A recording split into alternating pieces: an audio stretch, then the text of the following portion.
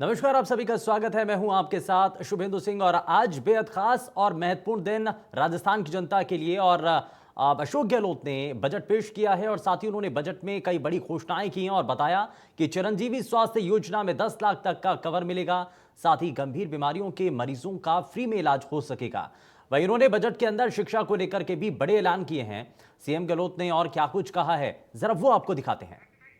आगामी वर्ष में शेष 18 जिलों बांसवाड़ा, बारां, बूंदी, चित्तौड़गढ़, दौसा, डूंगरपुर, हनुमानगढ़, जैसलमेर, जालोर, झालावाड़, झुंझुनू, नागौर, प्रतापगढ़, राजसमंद, सवाई माधोपुर, सिरोही, श्रीगंगानगर व टोंक में नर्सिंग महाविद्यालय खोलने का कार्य हाथ में लिया जाएगा। आज के वैश्विक परिदृश्य में हमारे प्रदेश के विद्यार्थी देश ही नहीं बल्कि इंटरनेशनल स्तर पर प्रतिस्पर्धा करने के योग्य बन सकें, इसके लिए उन्हें अंग्रेजी भाषा में भी निपुण होना आवश्यक होता जा रहा है।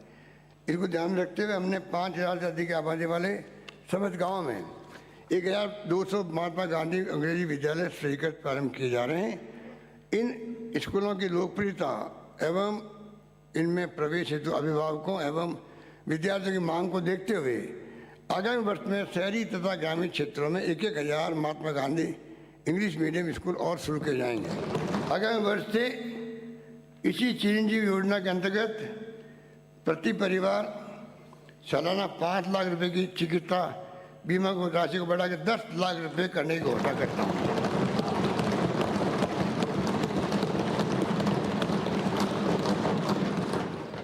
इस योजना का दायरा और व्यापक करते हुए आगामी वर्ष से cochlear implant, bone marrow transplant, organ transplant, blood platelet, plasma transfusions, lymph prosthesis, bone cancer का भी निःशुल्क इलाज कराया जा सकेगा।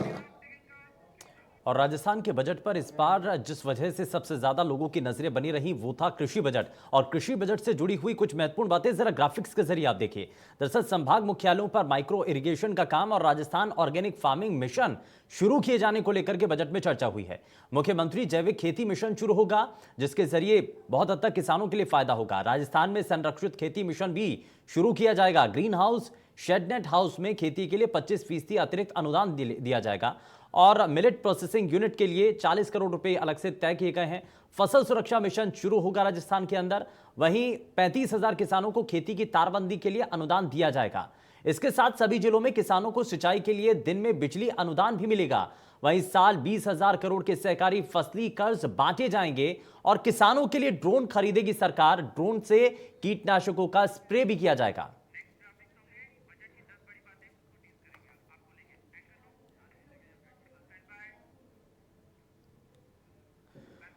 तो कृषि बजट से जुड़ी हुई ये बड़ी बातें हैं, लेकिन जरा इस पूरे बजट से जुड़ी हुई 10 बड़ी बातें जरा वो भी आप ग्राफिक्स के जरिए देखिए।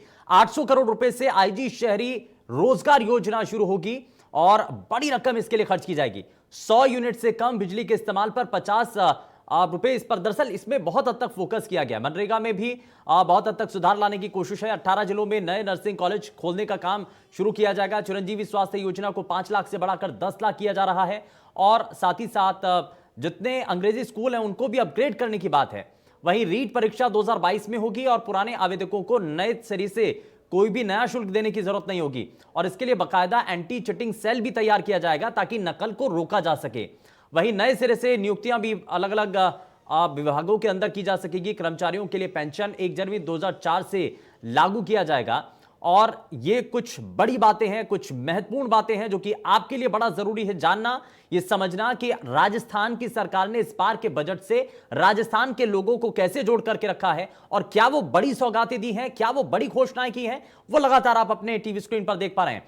दरअसल बजट से जुड़ी हुई ये 10 बड़ी घोषणाएं हैं जो कि इस दौरान मुख्यमंत्री के द्वारा की गई और बतौर वित्त मंत्री के तौर पर जब उन्होंने बजट पेश किया तो बजट से जुड़ी हुई ये बड़ी तस्वीर है। 10 बड़ी बातें हैं जिनके जरिए आप कुल मिलाकर के इस पूरे बजट को देख पाएंगे, समझ पाएंगे। दरअसल इसमें रीट परीक्षा में जो नकल का मामला सामने आता है इस पर प्रभावी तरह से कदम उठाने के लिए एंटी चिटिंग सेल तैयार किया जाता है ताकि कभी भी किसी पेपर के अंदर, किसी भी परीक्षा के अंदर नकल को रोका जा सके, नकल होने से बचाया जा सके। 800 करोड़ रुपए से आईजी शहरी रोजगार योजना की इसमें शुरू किए जाने की बात है।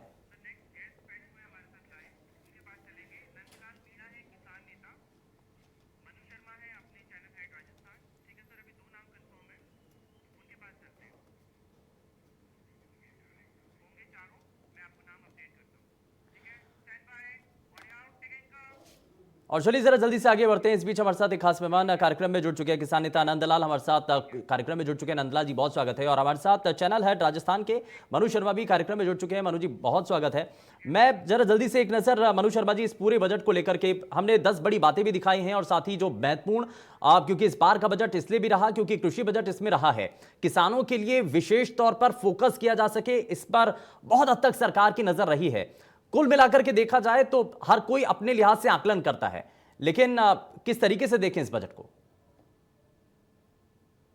बताना चाहेंगे कि मुख्यमंत्री अशोक गहलोत का जब पिछला कार्यकाल था, जिसके अंदर 2008 से 13 कहा जा सकता है उसको, और मुख्यमंत्री अशोक गहलोत ने तब वो बड़ी घोषणाएं जो एक चुनावी समय के अंदर होती है वो उसी साल में की थी, यानी 2013 में की थी। लेकिन बड़ी घोषणाएं थी जिसके अंदर मुख्यमंत्री निःशुल्क जो चिकित्सा योजना चल रही है वो थी, इसके अलावा कई बड़ी घोषणाएं करी थी उन्होंने, लेकिन उसका लाभ नहीं मिल पाया था। उसका खास तौर से कारण ये था कि मार्च के बाद में दिसंबर के अंदर यहाँ नई सरकार बन गई थी, तो वो व्यापक रूप से उसका प्रचार प्रसार नहीं हुआ था। इस बार मुख्यमंत्री अशोक गहलोत ने चुनाव से ठीक एक साल पहले जो बजट पेश किया उसके अंदर तमाम वो हर वर्ग को छूने की कोशिश की है, जिसके माध्यम से वो आने वाले समय में कांग्रेस को इन सबको वोट में तब्दील कर सके। इतना बड़ा, बहुत बड़ा एक चैलेंज उन्होंने लिया है कि मुख्यमंत्री अशोक गहलोत ने, क्योंकि उनकी जो घोषणा है इसके अंदर सबसे बड़ी बात तो इससे देश के अंदर पहली बार किसान बजट जो कृषि बजट के नाम से दिया गया है वो अलग से घोषित किया गया है। एक नया ट्रेंड शुरू किया है मुख्यमंत्री अशोक गहलोत ने दूसरे राज्यों के लिए भी कि किसानों को महत्वपूर्ण ढंग से रखा जाए, उनको ऊपर रखा जाए, एक मिशन के रूप में उनको देखा जाए। उन्होंने खुद ने अपनी प्रेस कॉन्फ्रेंस में कहा कि 11 जो मिशन है कृषि क्षेत्र के, उन्होंने उसको टॉप प्रायोरिटी में लिया, यानी एक कृषि का बजट अलग से होगा तो उसके ऊपर फोकस रखा जा सकेगा। दूसरी बात, हेल्थ सेक्टर सबसे बड़ी जो बात मानी जा सकती है कि मुख्यमंत्री चिरंजीवी योजना जो पहले 5 लाख की थी उसको उन्होंने 10 लाख तक कर दिया है, और केंद्र को एक सीधे तौर पर निशाने पे लेने के लिए ईस्टर्न कैनाल परियोजना जो 13 जिलों के लिए बनाई गई थी, जिसके लिए बार बार राज्य सरकार डिमांड कर रही थी कि इस योजना के लिए केंद्र सरकार काम करे, उसके लिए मुख्यमंत्री अशोक गहलोत ने एक ईस्टर्न कैनाल कारपोरेशन बना करके 9,600 करोड़ रुपए का बजट उसके लिए प्रावधान किया है। तो वो सीधे तौर पर 13 जिलों को इफेक्ट करती है योजना, उसके लिए काम शुरू हो सकेगा, डीपीआर बन सकेगी उसकी, उस पर काम शुरू होगा। तो ये तमाम जो घोषणाएं ऐसी है हर वर्ग को छूने की। कर्मचारी वर्ग जो पहले मुख्यमंत्री अशोक गहलोत से नाराज रहता था कहीं ना कहीं, अब की बार उसको पूरी तरह से खुश करने के लिए मुख्यमंत्री अशोक गहलोत ने सबसे बड़ी जो लंबी उनकी डिमांड चली आ रही थी पेंशन योजना की, पुरानी पेंशन योजना की, उसको बहाल कर दिया। तो तमाम बड़ी घोषणाएं जो सीधे तौर पर देखा जा सकता है कि 2023 में जो आने वाले चुनाव है उसके अंदर मुख्यमंत्री अशोक गहलोत इन सारी योजनाओं को लेकर के जाना चाहते हैं। ठीक है। और ये तमाम अब जो फील्ड के अंदर उनके मुख्यमंत्री के जो अभी जो नए सलाहकार बने हैं, इसके अलावा जो बोर्ड निगम कारपोरेशन में नियुक्तियां हुई है, इन सब लोगों को ये टारगेट दिया जाएगा कि जन जन तक ये बजट अब पहुंचाया जाए। ठीक है, जाहिर तौर पर बड़े कदम उठाए गए हैं और इसलिए लोगों तक बजट को लेकर के जानकारियां भी पहुंच सकें और जो बड़ी घोषणाएं इस बजट के जरिए की गई हैं उनका फायदा लोगों को मिल पाए। जाहिर तौर पर आगे आने वाले समय में बड़ी कोशिश होगी, लेकिन इसमें भी जरा आरपी विजय साहब आपको भी जरा जोड़ रहा हूं, बजट से कितना फायदा प्रदेश के लोगों को मिला है? आपको लगता है कि कुछ और चीजें होनी है, क्योंकि विपक्षी खेमा तो कभी भी संतुष्ट नजर आता ही नहीं है ना। सरकार का जो बजट होता है विपक्ष उसमें कुछ ना कुछ मीन मेघ तो जरूर निकालता है। आपको लगता है कि कुछ चीजें होनी चाहिए, क्योंकि चिरंजीवी योजना को लेकर के इससे पहले भी सवाल उठाते रहे थे आप, लेकिन अब 5 लाख से बढ़ा करके अब इसको 10 लाख कर दिया गया है, अब तो ठीक है ना ये?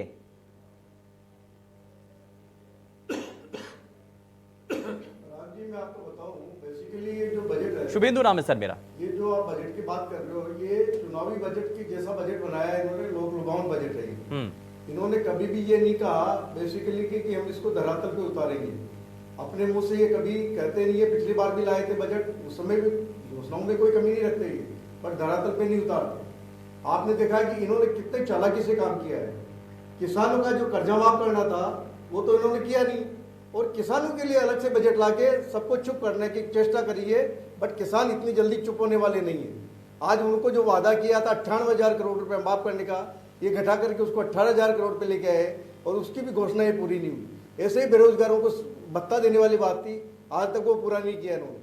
सामाजिक सुरक्षा जो आज हमारी महिलाओं के लिए करनी थी उसके लिए कोई उपाय नहीं किए। सिर्फ इन्होंने अलग से कोई बनाई है सिक्योरिटी के पॉइंट ऑफ व्यू से पुलिस वगैरह, बट उससे कुछ होने वाला नहीं है जब तक धरातल पे नहीं, काम भारतीय नहीं होगा, जनता ये पार्टी काम के नहीं नेता भी होने तो वाला इस पर है। कह रहे हैं ना लोक लुभावन कि बजट साइबर है, थाने ऐसा लग बनाने रहा की है जो कि बात अगले है, साल ये साइबर चुनाव थाने करवाना बनाने की भी चाहते तो हैं बात इसमें की और गई ना। इनका मंत्रिमंडल इस्तीफा दे करके हो सकता है कि नए चुनाव करवा दे। हाँ। इस तरीके का ये बजट मेरे को लगता है, और ये महंगाई बढ़ाने वाला बजट होगा। अल्टीमेटली इन्होंने ये नहीं बताया कि पैसा कहाँ से आएगा। हाँ ठीक है, जरा पूछ लेते हैं सुमेर चारण साहब। अब ये पूछा जा रहा है कि पैसा कहां से आएगा, खर्च तो इतना कर देंगे लेकिन पैसा आएगा कहां से?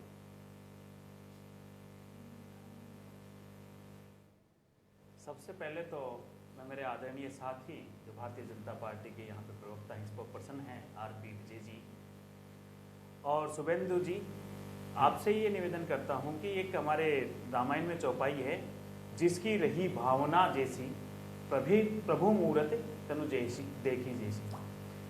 बात यह है कि सबसे पहले तो ये आरोप प्रत्यारोप लगा रहे हैं, इतना शानदार बजट, इतिहास में स्वर्णिम अक्षरों में दर्ज होने वाला बजट, किसानों के लिए अलग से बजट, राज्य के कर्मचारियों के लिए राज्य की सरकार भगवान का रूप बन के इस बजट के रूप में प्रस्तुत हुई है। उसमें भी इनकी नकारात्मक जो विचारधारा है, मैं उसके बिल्कुल खिलाफ हूं। मैं खिलाफ इसलिए हूं कि ये सोच रहे हैं कि धरातल पे कैसे होगा। भाई धरातल के लिए तो रुकना होगा ना, क्रियान्वित करना होगा। आपने एक चीज बताइए, मैं शुभेंद्र जी जैसा आपके चैनल हेड भी बता रहे थे अभी, आदरणीय सम्मानीय हमारे पास मनोज जी शर्मा जी बता रहे थे, किसानों के पहली बार और दूसरे राज्य इससे प्रेरणा लेंगे, ये तय बात है। आप इन्होंने एक सेकंड मेरी बात सुनिएगा। आप आरपी विजय जी मेरी बात सुनिएगा। आपने प्रथम चीज ये कही है कि धरातल पे ये क्रियान्वित कैसे होगा। चिरंजीवी योजना धरातल पर क्रियान्वित कैसे हुई थी आपको पता है? 5 लाख रुपए की योजना जो थी, 5 लाख की जो योजना थी, शानदार योजना थी। सुमेर जी, ये तो इनसे आरोप मत लगा रहे हैं ना, पूछिए। विपक्ष के मत तो ये ये आरोप लगा रहे टाई हैं पैंट कि वाले आयुष्मान आदमी भारत हैं, योजना ये का नाम सूट-बूट बदल की करके आपने सरकार प्रदेश के अंदर वाले इंप्लीमेंट कर दिया है। सरकार की बात नहीं है, आप जो धरातल पे काम करो। आरपी विजय साहब, ठीक है, जरा सुनिए ना, सुनिए विजय साहब जरा सुनिए। 5 लाख के अंदर एक व्यक्ति ऐसा बता दीजिए जिसका इलाज नहीं हुआ पूरे राजस्थान में। आज की तारीख में मैं आपको कहना चाह रहा हूं, आप सुनिए, पहले मेरी बात सुनिए, आप पहले मेरी बात सुनिए, आप मेरी बात सुनिए ना। विजय साहब सुन तो लीजिए, आपने सवाल आप खड़ा बोल किया ना, जरा लीजिए। जवाब तो सुन अगर लीजिए आप एक बारी। बोलना चाह रहे हैं आप पहले बोल लीजिएगा। नहीं विजय साहब सुन लीजिए, तो आप एक एक सुनने करके की हिम्मत एक करके रखिएगा। सर, सुनिए एक मिनट, आप एक जो मिनट बोल जरा रहे थे, सुनिए, बीच में बोल रहा एक था। मिनट जरा सुनिए। ये डिबेट बहुत विजय साहब अच्छे इस तरीके से बहुत नहीं, अच्छे चैनल पे हो रही है, इसको दर्शक लाइव बड़े आराम से सर, एक एक करके। सुमेर जी, आप दर्शक काफी सारे जुड़े हुए हैं, लाखों की तादाद में दर्शक जुड़े हुए हैं। इंडिया न्यूज का नाम है। आप सुनिए मेरी बात। जब आप बोल रहे थे, मैं बीच में नहीं बोला, आप मेरी बात सुनिएगा। 5 लाख रुपए का जो बीमा, 5 लाख रुपए की चिरंजीवी योजना निःशुल्क योजना थी। पहले हमारी आईपीडी ओपीडी निःशुल्क थी, अब वर्तमान समय में हमने आईपीडी भी निःशुल्क किया है और 10 लाख तक क्रियान्वित किया था। धरातल पे काम हमने 5 लाख का देखा, 10 लाख पे। अच्छा इंतजार सुमेर जी कीजिएगा। सुनिए ना, और अब विपक्ष जो सवाल उठा रहा है ना, वो ये कह रहा बजट है कि आयुष्मान भारत योजना जो जी। कि केंद्र सरकार की योजना है, उसको नाम बदल करके आपने प्रदेश के अंदर इंप्लीमेंट कर दिया है, क्या यही है? देखिए, राजनीति के अंदर नाम बदलने का कार्य अगर कोई सरकार करती है तो वो भारतीय जनता पार्टी है। भारतीय जनता पार्टी वो सरकार है जो महिलाओं की सरकार थी, दरवाजे नहीं खुलते थे मंत्रियों के लिए, विधायकों के लिए दरवाजे नहीं खुल रहे थे। इनकी पेट में दर्द इसलिए हो रहा है, मेरे से पूछा है, मैं जवाब दूंगा। आप विपक्ष में हैं विजय जी, आप सुनिएगा मेरी बात। महिलाओं में बैठने वाली सरकार जो मंत्री और विधायकों के लिए गेट नहीं खोलती थी, उस सरकार के वर्तमान समय में पूर्ण तरह से राजस्थान में विपक्ष फेल हुआ है। उनके पेट में दर्द हो रही है। कौन सी ऐसी योजनाएं हमने नाम बदला? नाम बदलने का काम इन्होंने किया। राजीव गांधी सेवा केंद्र का नाम अटल सेवा केंद्र करने का काम किसने किया? हमने। अगर कोई काम किया, नरेगा काम किया। नरेगा में हमने 100 दिन का रोजगार की जगह 125 दिन किया। आपने नरेगा जैसी एक योजनाएं लेके आए पिछले बजट में। अगर आप केंद्र का बजट देख लीजिए। अच्छा ठीक है सर, मैं जरा किसानों, देखिए इस बार पहली बार एक बड़ा ऐतिहासिक कदम प्रदेश की सरकार ने इस बजट के जरिए उठाया है। और कृषि बजट जो पेश किया है ना, सुनिए सर, मैं जरा नंदलाल मीणा जी को भी जरा जोड़ लेता हूं। किसान नेता हमारे साथ लगातार कार्यक्रम में है। किसानों के लिए बड़ा कदम उठाया है, लेकिन किसान इससे क्या कहना चाहते हैं, इस पर कितना खुश हैं, जरा समझ लेते हैं। नंदलाल मीणा जी, अब कृषि बजट के जरिए आपको लगता है कि किसानों के लिए जो उत्थान होना चाहिए इस बजट के अंदर वो नजर आया है? पहला कदम जो उठाया वो सही दिशा में है क्या?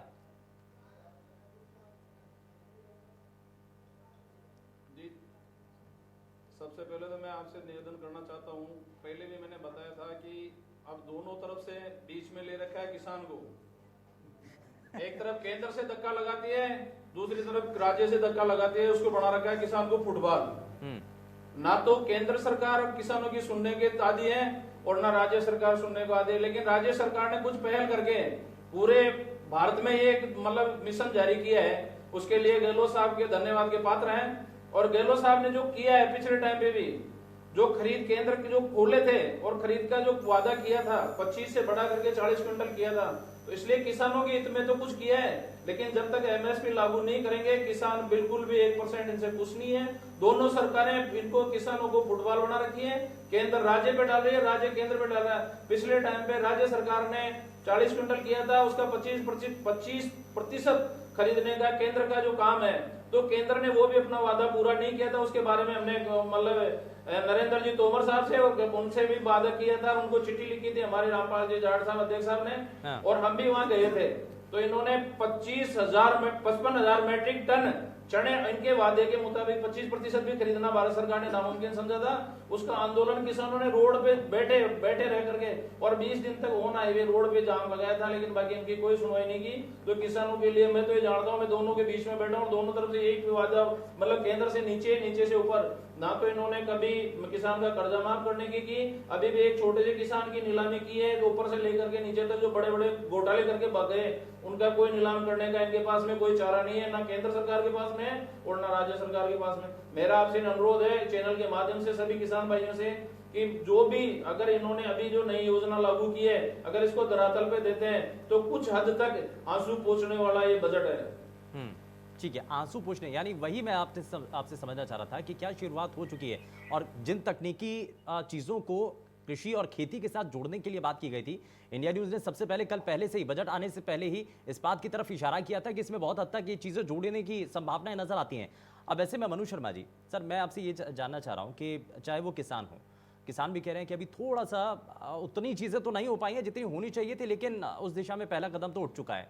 अब ये आप कह लीजिए, ये मान लीजिए कि किसानों के हित में चाहे विपक्षी हिमायत, खास करके कांग्रेस जो देश भर के अंदर अलग अलग राज्यों के अंदर आप किसानों के साथ खड़े होकर के अपने आप को बताती थी कि किसान हितैषी हम हैं, तो यहाँ राजस्थान से एक संदेश पूरे देश भर के अंदर देने की कोशिश भी है कि देखिए साहब, अगर इच्छा शक्ति हो तो कर सकते हैं आप।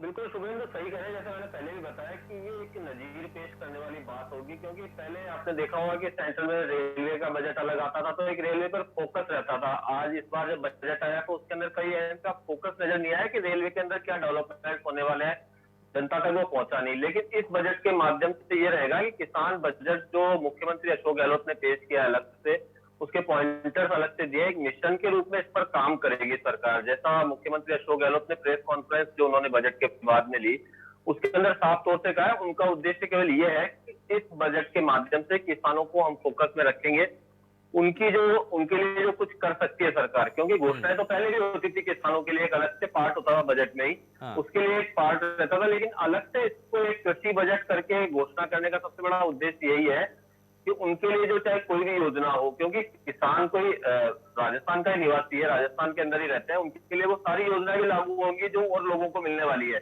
उन लोगों को वो भी लाभ मिलेगा जो एक सामान्य नागरिक को मिलने वाला है। लेकिन किसान के नाते उसको क्या कुछ बेनिफिट मिल सकते हैं, जिसके अंदर अलग से घोषणा की गई, सोलर प्लांट्स के लिए दिए जा रहे हैं, उनको अनुदान दिए जा रहे हैं, जो ग्रीन हाउस लगाए जाएंगे उनके लिए अनुदान दिया जाएगा, सहकारी समितियां जो खुलने वाली है उसके लिए अलग से घोषणाएं करी गई है। सबसे बड़ी बात है कि जो दुग्ध उत्पादक है उनके लिए 2 रुपए से बढ़ा करके 5 रुपए का अनुदान कर दिया गया है।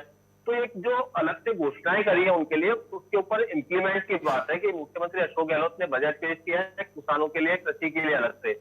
इसके ऊपर अब सरकार कितना फोकस रख करके काम करती है वो आगे आने वाले समय में देखना होगा, क्योंकि इस बार आपने देखा होगा कि पूरे 1 साल तक, पिछले 1 साल के अंदर किसान सबसे बड़ा मुद्दा रहा है देश भर के अंदर। इन सब हालातों को देखते हुए ही मुख्यमंत्री खुद एक रणनीतिकार है, कांग्रेस के बड़े नेताओं के अंदर शुमार है, तो वो एक मैसेज देना चाहते हैं राजस्थान के माध्यम से कि राजस्थान सरकार किसानों की हितैषी है और उनके लिए काम कर रही है। वो इसके माध्यम से वो देना चाहते हैं और आने वाले समय के अंदर इसका इम्पैक्ट जो होगा वो देखना होगा। जी शुभेंदु। इसका बड़ा असर आने वाले समय में देखने को मिलेगा और किसान और जो कृषि क्षेत्र है वो कितना मुनाफे का सौदा साबित होता है जो किसान हैं उनके लिए ये बड़ी देखने वाली चीज़ है। लेकिन सुमेर चारण जी, अब ये बड़ी चुनौती होगी। ठीक है, आपने बजट के अंदर इसका जिक्र तो कर दिया है कि आपको तकनीकी जो चीज़ें हैं वो किसानों को उपलब्ध करानी है, ड्रोन का भी इस्तेमाल किया जाएगा, लेकिन अब ये होगा कैसे, इसको आप इम्प्लीमेंट कैसे करेंगे, ये बड़ी चुनौती होगी अब।